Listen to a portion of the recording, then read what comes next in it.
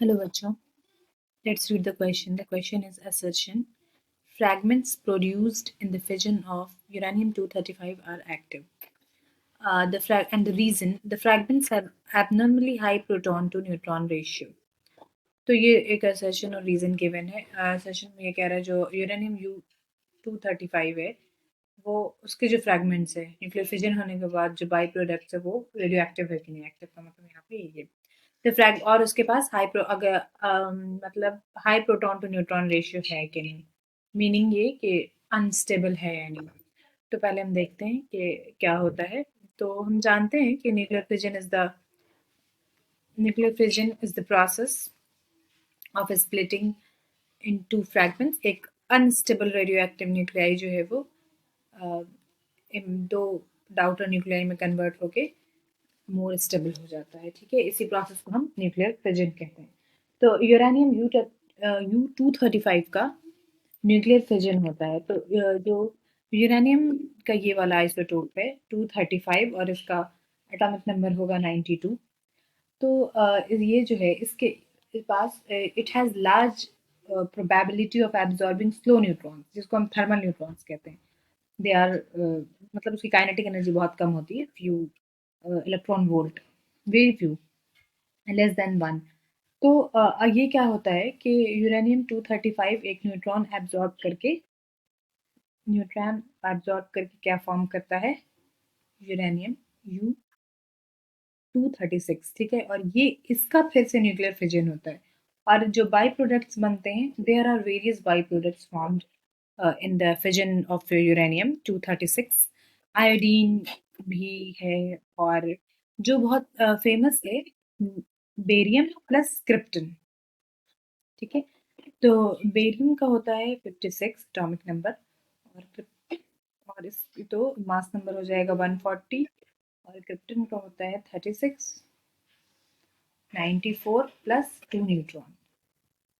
तो ये जो बना है ये वाला बाई प्रोडक्ट हम इसका ये देख रहे हैं कि इसका एटॉमिक नंबर है 36 और 56 तो ये जो है ये स्टेबल न्यूक्लियाई है हो सकता है कि कोई बनता हो जो अनस्टेबल भी है लेकिन स्टेबल न्यूक्लियाई भी फॉर्म होते हैं हमेशा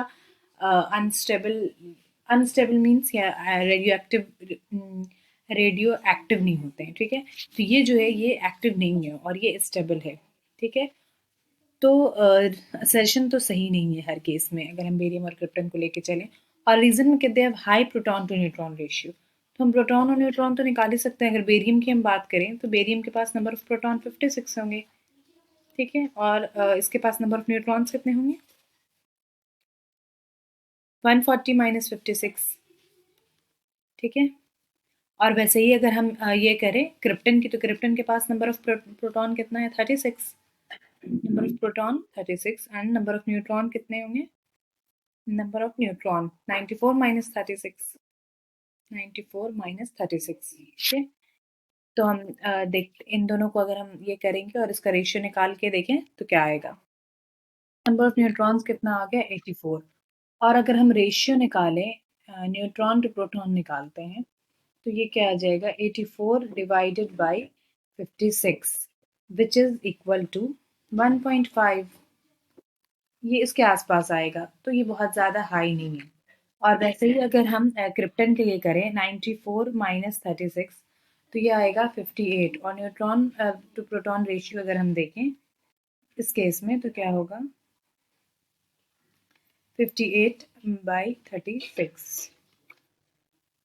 डिवाइडेड बाई 36 तो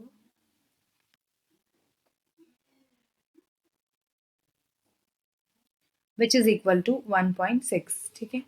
तो ये बहुत ज़्यादा रेशियो हाई नहीं है तो ये अनस्टेबल नहीं होंगे रेडियो एक्टिव नहीं होंगे तो यहाँ पे हमारा जो असर्शन और रीज़न दोनों ही गलत है ठीक है so the correct option will be the both A and R are false. E. I hope you will understand. Thank you.